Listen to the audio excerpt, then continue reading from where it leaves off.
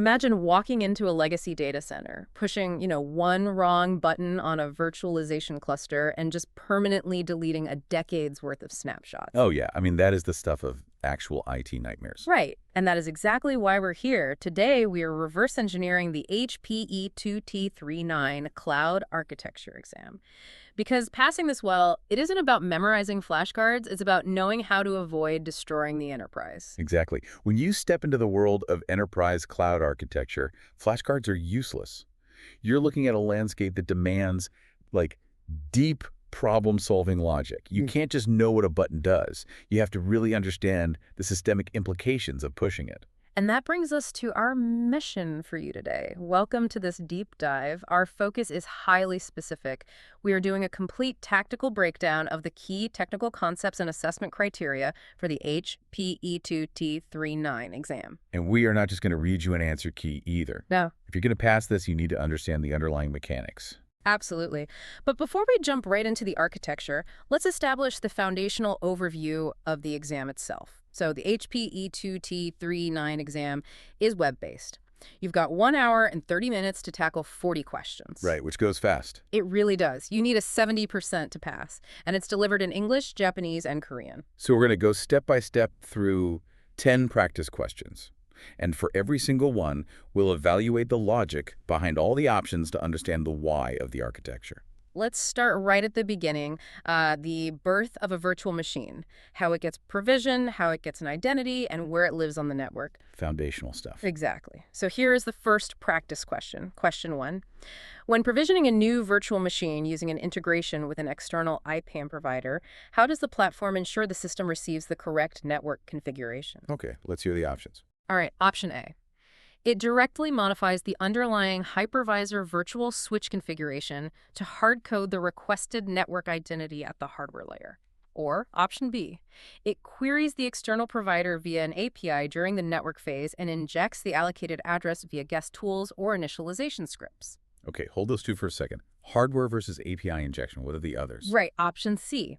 It requires an infrastructure administrator to manually update the internal database records before the virtual machine is permitted to power on. And finally, option D. It deploys a dedicated DHCP server appliance on every physical host to locally intercept network broadcast traffic. Wow, okay. Looking at these, option A sounds kind of tempting at first glance because we usually want tight hardware level integration for performance. It's tempting, but it is a massive trap. Huh? Option A fails because hard-coding network identities at the virtual switch hardware layer, well, it completely destroys your mobility. Oh, because of migrations. Exactly. If that VM needs to migrate to another host, the network identity just breaks. So the correct answer is B. The platform uses an API to query the external IPM provider and then injects that address using guest tools or Cloud Init. Okay, that makes total sense. You want the configuration passed to the guest, not glued to the host. Right. So what about C and D? Well, option C is wrong because requiring a human to manually update database records just ruins the entire concept of automation. I mean, you're building a cloud, not running a 1990s help desk. Right, totally. It's like having a high-tech HR system to onboard a new employee, which is answer B, getting their email set up instantly. Yes. And answer C is like making the CEO manually write the new hire's name in a physical ledger. That's a great analogy. And option D, deploying a dedicated DHCP server appliance on every single physical host is just a catastrophic waste of compute resources.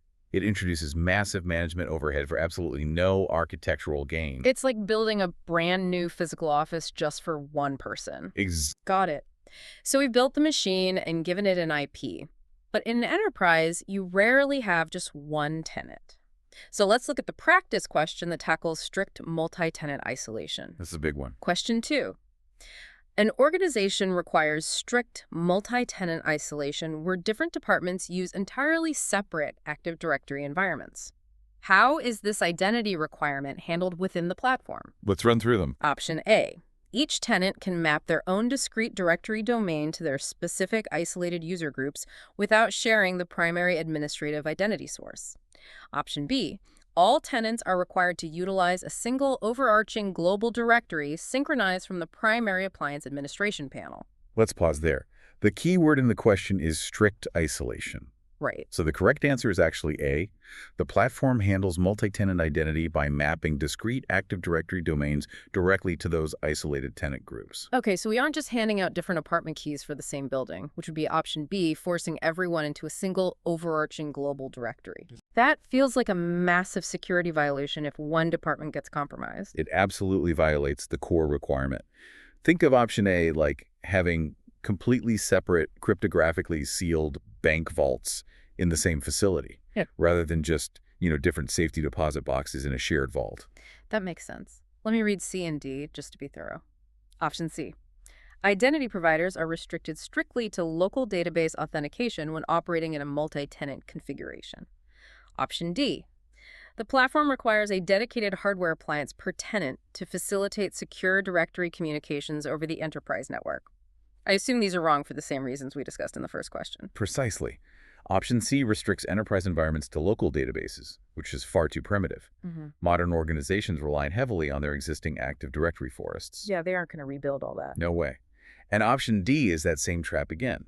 Requiring a dedicated hardware appliance for every single tenant adds massive, unnecessary physical overhead to what is supposed to be a virtualized platform. Okay, let's look at placement now. Where does this machine actually land? Storage is always tricky. Yeah. Question 3. During an automated self-service provisioning request, how does the platform determine the optimal placement for the virtual machine across multiple available storage repositories? Here are the options. Option A. It strictly utilizes a standard round-robin algorithm across all connected storage arrays, regardless of remaining capacity or performance metrics. That sounds dangerous already. Right. Option B. It prompts the requesting user to manually review and approve the storage array selection before initiating the deployment workflow. Option C. It relies entirely on the underlying hypervisor storage clustering features to automatically migrate the workload after the initial deployment finishes. And option D. It evaluates active capacity thresholds and assigned tenant resource quotas to programmatically select the most appropriate attached storage volume. So D is the correct answer here. The platform evaluates those thresholds programmatically. Now let me push back on this a bit before we accept that. Okay. If hypervisors have built-in distributed resource schedulers, the ones that automatically balance workloads later. Right, like storage emotion. Yeah, which is essentially option C. If we have that, why are we sweating the initial placement so much? Can't we just drop it anywhere and let the hypervisor sort it out later? It's a really valid question. But you have to think about the actual physics of storage. Yes, a hypervisor can migrate storage later, but moving terabytes of data across your SAN causes a massive I/O hit on your storage network. Oh, right. Intelligent initial placement, which is option D, evaluates capacity and quotas before deploying to avoid all that heavy lifting. Gotcha. So option C is like parking a massive semi-truck on your front lawn and then paying a heavy-duty tow truck to drive it to the driveway later. Exactly. You want it in the right spot the first time, which is why option A is also terrible. A blind round-robin algorithm doesn't care if LUN is already 99% full. It just dumps it. It just dumps the data there and crashes the array. And option B breaks the core tenet of self-service. You can't require a human to manually approve the storage selection. Automation shouldn't wait for a human to click OK. All right, so we've placed the VM, we've given it an identity, now we transition to the exact moment the machine wakes up. How do we configure and monitor it internally? Post-provisioning. Yes. Question 4. When designing a complex configuration management workflow involving multiple operational scripts, how is the execution timing of post-provisioning tasks managed? Option A. Tasks categorized as post-provisioning are executed against the guest operating system immediately after the virtual network interface initializes. Option B. Scripts assigned to the teardown phase are automatically executed within the hypervisor shell to securely wipe the physical disk sectors. Option C. Post-provisioning tasks are sequentially triggered only after the virtual machine has successfully powered on and the remote transport mechanism reports readiness. Or option D. Operational workflows are strictly limited to daytime execution windows defined by the global appliance settings to prevent backup contention. So option C is the correct answer. I can see option A catching a lot of people out because initializing the VNIC really feels like the machine is waking up. It does feel that way, but just because a network card is initialized doesn't mean the OS is fully booted. It might still be loading the kernel. And if you try to inject scripts right then, They just fail. they'll just time out and fail. Tasks only trigger sequentially after the VM is powered on, and the remote transport like SSH or WinRM explicitly reports that the OS is actually ready to receive commands. That's option C. That makes perfect sense. What about the others? Option B mentions teardown scripts. Yeah, option B is factually wrong in this context because teardown scripts wiping disks is the exact opposite of post-provisioning a new machine. Copy. And option D is incorrect because restricting automated provisioning tasks to arbitrary daytime execution windows, that's completely contradictory to running a 247 self-service cloud. Right. Trey, that brings us to question 5, which explores what we can actually do once the OS is awake. And note for you listening, this one requires choosing 3 options. So we need 3 correct statements. Question 5. A security team mandates the installation of the native guest agent on all deployed workloads. Which 3 functional capabilities are enabled by the presence of this agent on a virtual machine? Option A. It facilitates real-time performance metric collections such as memory and storage utilization directly from the guest operating system. Option B. It overrides the hypervisor-level high availability mechanisms to force a system reboot during an application failure. Option C. It enables the execution of arbitrary operational scripts and remote commands directly managed from the central control plane. And the last 2. Option D. It automatically intercepts and encrypts all incoming web traffic directed at the hosted application without certificate management. And option E. It provides a secure transport channel for transmitting application logs back to the central logging aggregation service. Okay, so think about what an agent is. Well, if I think of a guest agent as an authorized internal telemetry sidecar, it should be handling observation and execution. So that points me toward A, collecting performance metrics, and C, executing remote scripts. You are totally on the right track. The winning combination is A, C, and E. Along with metrics and scripts, the agent provides secure log transport, which is option E. I see. It's like an inside informant in a spy movie. It observes and reports back, that's the metrics and logs, and it takes direct orders, which are the scripts. But it doesn't control the external infrastructure. Exactly. It's an inside operator, not a security guard controlling the whole building, which is why B and D are completely incorrect. A guest agent operates inside the VM. It has no business overriding the entire hypervisor's high availability reboot sequence, which is option B. Right, the hypervisor manages the host. Exactly. The guest agent manages the guest. And option D is just absurd. A guest agent isn't some magical network proxy that dynamically intercepts and encrypts web traffic without certificates. You'd need a load balancer for that. Yeah, or a web application firewall. Okay, here is where it gets really interesting. We understand the life cycle of a single VM now, but real-world environments are massive, messy, and complex. How does the platform handle scale and legacy infrastructure? Let's look at the management control plane itself. The brain of the operation. Right. Question 6. To ensure continuous availability of the centralized management control plane in a large enterprise environment, how is high availability architecturally implemented for the application tier? Option A. By configuring multiple application nodes behind a network load balancer connected to a shared external database and message queue cluster. Option B. By enabling the embedded active-passive synchronization feature, which mirrors all local disk writes to a secondary standby appliance. Let me stop you there. Oh, sure. The correct architectural approach is A. High availability is achieved by deploying multiple active application nodes sitting behind a load balancer, with all of them pointing to a shared external database cluster. Okay, so let me read C and D, and then I'll guess why they're wrong along with B. Go for it. Option C. By relying exclusively on the hypervisor fault tolerance feature to maintain a continuous mirrored memory state of a single massive instance. And option D. By deploying decentralized application nodes that operate entirely independently and synchronize their state via daily batch processing. So why do you think B and C fail? Well, if you just mirror a single massive database instance, either via active-passive disk writes, which is B, or hypervisor fault tolerance, which is C, you haven't actually removed the single point of failure. Right. Like if the OS corrupts, you just instantly mirror the corruption to the standby node. Spot on. You've introduced split brain risks and tied your entire control plane to a single logical entity. And option D, daily batch processing. That's completely useless for a management control plane. If an admin issues a reboot command, they can't wait until midnight for the nodes to sync up and figure out who is supposed to execute it. Yeah, that would be a nightmare. Okay, so that's the ideal greenfield state. But let's talk about brownfield environments. Oh boy. Right. Because we all know brownfield is usually just the polite IT term for a fragile, messy legacy data center we inherited and are terrified to breathe on. That is the most accurate definition of brownfield I've ever heard. Yeah. We are looking for TOU options for this next one. Question 7. An administrator is connecting a densely populated legacy virtualization cluster to the platform. Which statements describe the system behavior during this brownfield discovery process? Option A. The platform requires all existing workloads to be briefly powered down to successfully inject the tracking metadata into the boot sequence. Option B. Existing network port groups and data stores are automatically indexed and made available for mapping to specific tenant resource zones. And the rest. Option C.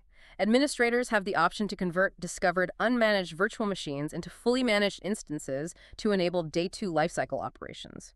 Option D. The platform automatically deletes any existing snapshots on discovered workloads to ensure database integrity during the initial synchronization. And option E. Discovered workloads are instantly migrated to native storage repositories to unify the infrastructure footprint across the data center. I've actually seen organizations panic during brownfield discovery. But the correct statements here are B and C. The system safely and passively indexes your existing data stores and networks, and it gives administrators the explicit option to convert those unmanaged VMs into managed instances when they are ready. So it's essentially a look but don't touch operation until you give the green light. I'm looking at option D, which says the platform automatically deletes existing snapshots. I mean, that sounds like a resume-generating event. Oh, it absolutely is. I actually know of a deployment where an overzealous script wiped out a legacy server's snapshots, destroying the only valid pre-upgrade state for a critical finance application. Ouch. Yeah. A discovery tool should never alter state. That's why option A is also wrong. You never mandate powering down legacy workloads just to inject metadata. Half of those ancient servers might never boot back up. So true. And option E is wrong because instantly migrating discovered workloads would just crush your SAN under the weight of hundreds of simultaneous migrations. Okay, let's pivot from the legacy past to the automated future, deploying complex applications. Question 8. What is the primary architectural advantage of utilizing native application blueprints compared to standard single-instance provisioning workflows? Option A, blueprints are restricted to single-node deployments, whereas standard instances support complex horizontal scaling natively. Option B, blueprints allow administrators to define multi-tier architectures with specific boot ordering and complex network routing dependencies. Indeed. Option C, blueprints strictly require the use of external configuration management tools and cannot utilize native scripting capabilities. Option D, blueprints automatically provision physical bare metal hardware and cannot be used for virtualized infrastructure targets. So the correct answer is B. Now, I know what a blueprint is conceptually, but why wouldn't I just use standard provisioning and write an Ansible playbook to handle the rest? Why do I need native blueprints? Because native blueprints understand the topological dependencies of the infrastructure layer itself. They allow you to define a multi-tier architecture, say a database, an app server, and a web load balancer, and enforce strict boot ordering. Oh, okay. Yeah, it knows the app server cannot get an IP until the database is up and listening. Ah, so it builds the dependency graph natively. Exactly. And looking at the wrong answers, option A is just backwards. Blueprints are for complex multi-node deployments, not restricted to single nodes. Option C is incorrect because, to your point about Ansible, while you can use external tools, blueprints absolutely support native scripting. External tools aren't strictly required. Right. And option D is wrong because blueprints are fundamentally designed for virtualized cloud infrastructure, not just bare metal hardware provisioning. Okay, we have the enterprise architecture running perfectly. But that brings us to the bottom line. Who is paying for all this compute, and what happens when an application suddenly goes viral? We are looking for TWO options for this next one. Question 9. A financial operations team wants to implement showback reporting for on-premises infrastructure consumption. Which configurations are required to accurately reflect these financial metrics? Let's hear them. Option A, costs can be explicitly calculated based on custom price sets assigned to specific resource allocations such as compute and memory. Option B, the platform forces all cost data to be synchronized from public cloud billing APIs and cannot evaluate on-premises infrastructure. Option C, administrators can implement automated shutdown schedules based on established cost limits to prevent budget overruns during development cycles. Option D, budget allocations are strictly enforced at the global hardware level and cannot be granularly assigned to distinct organizational departments. And option E, costing metrics are exclusively updated at the end of the calendar month, requiring manual database queries for daily visibility. All right, what are you thinking? Wait, before we dive into the options, why does this explicitly say showback instead of chargeback? Are we actually billing these departments or just giving them a guilt trip? That's a really great distinction. Showback is usually the first phase for an enterprise. You aren't literally moving money between department ledgers yet, which is chargeback, but you are showing them the exact monetary value of the resources they are hoarding. So it is a guilt trip. Basically, yeah. Yeah. And to do that accurately, you need answers A and C. You calculate explicit costs based on custom price sets, and you can implement automated shutdown schedules based on those cost limits. It's turning off the lights in the dev environment when they've used up their monthly allowance. Right. And to achieve showback, option D has to be wrong. Budgets absolutely must be granularly assigned to distinct departments. If you only track it at the global hardware level, showback is impossible. Makes sense. Option B is factually incorrect because on-premises cost evaluation is a core feature. And option E is wrong because end-of-month manual queries completely defeat the purpose of proactive automated daily cost management. All right, last question. Dealing with those viral traffic spikes, we are choosing 3 options here. Question 10. To accommodate unpredictable traffic spikes, a cloud architect is configuring auto-scaling policies for a web application tier. Which 3 parameters or behaviors are fundamental to defining these automated scaling rules? Let's run through them. Option A, scaling rules can dynamically add or remove nodes within an instance array based on sustained CPU utilization thresholds. Option B, scaling rules require a mandatory human approval workflow before terminating any node during a scale-down event to prevent data loss. Option C, the platform allows configuring specific cooldown periods to prevent rapid oscillation and continuous triggering of provisioning workflows. And the last 2. Option D, auto-scaling is exclusively supported on external public cloud resources and is unavailable for on-premises virtual machine environments. And option E, administrators can define maximum and minimum instance counts to strictly bound the horizontal expansion of the application tier. Okay, let's break it down. Well, option A is obviously in. CPU utilization thresholds are the classic trigger. But option C, the cooldown period, is that just to stop the system from flapping. Yes, flapping or rapid oscillation is a total nightmare. If a CPU spike hits 80%, the system spins up a new node. That drops the average CPU down to 40%. Without a cooldown period, the system might immediately panic, see the low utilization, delete the node, and then instantly spike back to 80%. Oh, wow. Yeah, you get caught in an infinite loop of provisioning and deleting. Cooldown periods tell the system to just wait 5 minutes and let the dust settle. Kind of like a smart home thermostat. You want it to trigger automatically based on the temperature, but you don't want the AC frantically turning on and off every 5 seconds and breaking the system. That is exactly it. So it's A, C, and what's the third? I'm guessing option E. You set a strict maximum limit so the house doesn't freeze or turn into a sauna. You must define maximum and minimum instance counts. Correct. Without a strict boundary on horizontal expansion, a runaway process could spin up 10,000 nodes and consume your entire cluster. Which means B and D are out. Right.